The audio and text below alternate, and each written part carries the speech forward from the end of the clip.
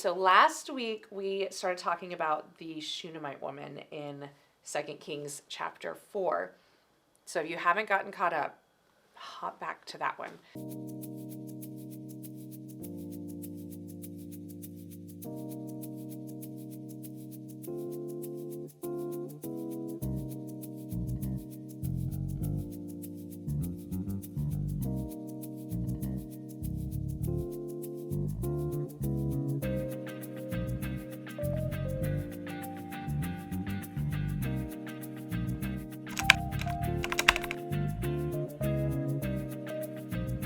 About this woman who the prophet Elisha comes to visit, and she ends up building a room for him, which is a key part of the story. She created space for the holy man of God, as she called him, not just to come by and visit and have a meal, but to stay there with her. How important that access is to their relationship and what would happen as a result of that. So let's see, though, after this happens, let's pick up our story. Time for story time again. And see what happens after he has a room in her home. So he says to his servant Gehazi, this is picking up 2 Kings chapter 4, verse 12. He said to his servant Gehazi, "Tell the woman from Shunem I want to speak with her."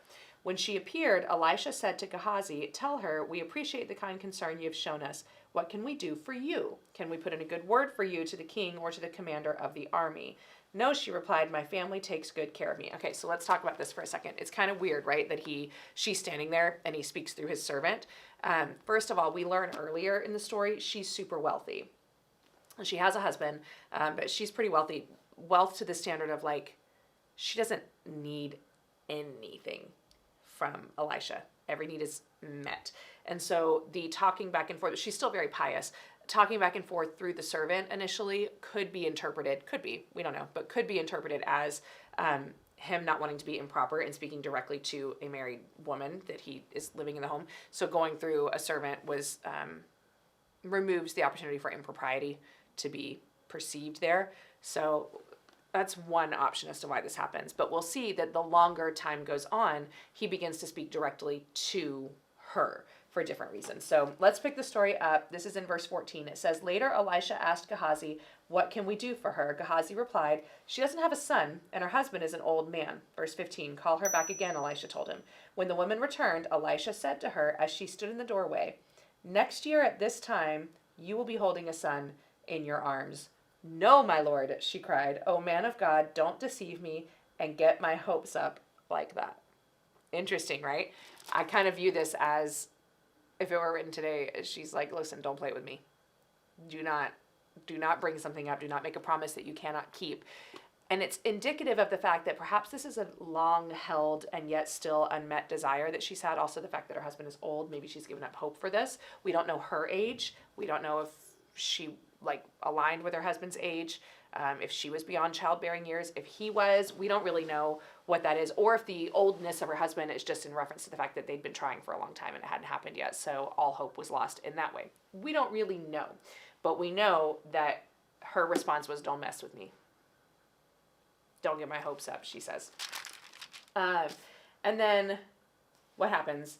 She ends up pregnant. She has the son. And then many years later, the son, probably about 8 or 9 years old at this point, somewhere in the 7 to 9 range, small enough that she could carry him, old enough that he could be out working in the fields during harvesting season, which would have been a very hot time of year and very back-breaking work. So he's out there with his dad and he's harvesting, and then all of a sudden he starts complaining about his head. Scholars think most likely it was like a sunstroke kind of thing. And the husband says, "Take him into his mother." Let's pick it up there. This is in verse 20. "So the servant took him home, and his mother held him on her lap. But around noontime, he died." So he wasn't dead. Now he's dead. Catch that. That's important. "She carried him up and laid him on the bed of the man of God, and then shut the door and left him there. She sent a message to her husband, saying, 'Send one of the servants and a donkey so that I can hurry to the man of God and come right back.' 'Why go today?' he asked. 'It is neither a new moon festival nor a Sabbath.'" So the son has died, but she shut him away in Elisha's room, not in any other part of the house, so that most likely so that people wouldn't have known about this, because she sends word to his father, bring me the donkey, bring me the servant, because I want to go see the man of God. And his response is nothing to do with the boy. There's no like, wait a minute, but our son is dead. There's no evidence that that's communicated to him, that he has died. And so her husband's response is, well, why are you going today? It's not a Sabbath day and it's not a new moon festival. Probably times that Elisha would have held office, where people could have come and spoken to him, would have been these times. So he's confused. Why are you wanting to go see him? At this point, he's not seeing people. He's not receiving visitors, so to speak. And turn the page. She says, it's going to be fine. Everything's fine. So very quick, curt response, right, to move through this. So she saddled the donkey, this is verse 24, and said to the servant, hurry, don't slow down unless I tell you to. So there's definitely a sense of urgency that she feels here.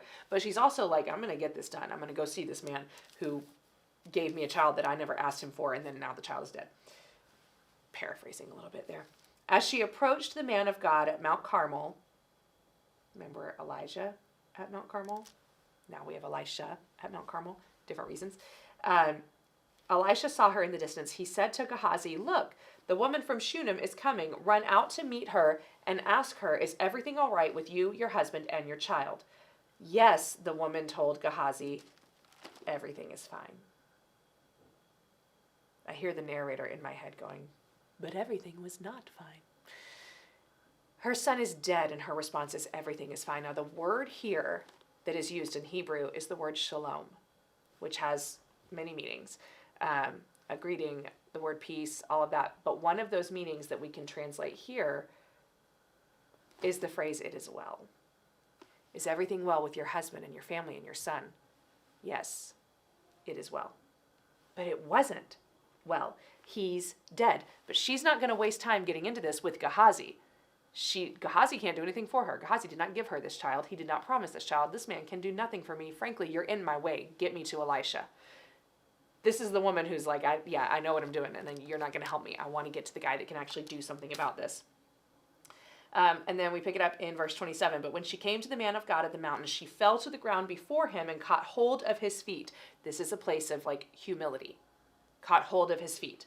Gehazi began to push her away, but the man of God said, leave her alone. She's deeply troubled, but the Lord has not told me what it is. Proving further that prophets don't see everything. They only see what the Lord reveals to them.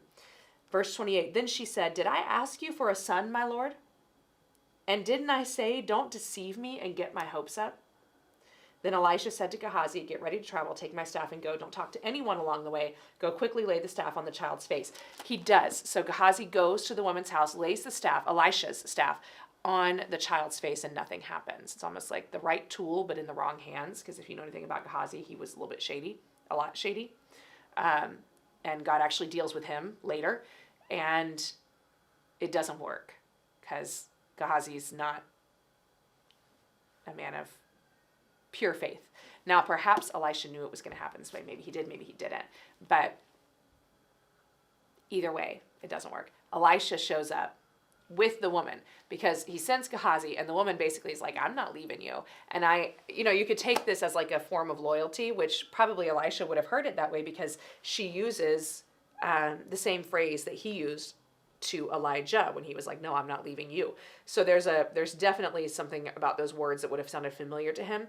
I think it's more along the lines of, listen, you gave me this promise, and now this promise has died, and I am not leaving you until you go and you fix this. So he does, and he goes, and the boy eventually is resurrected, which is amazing all by itself.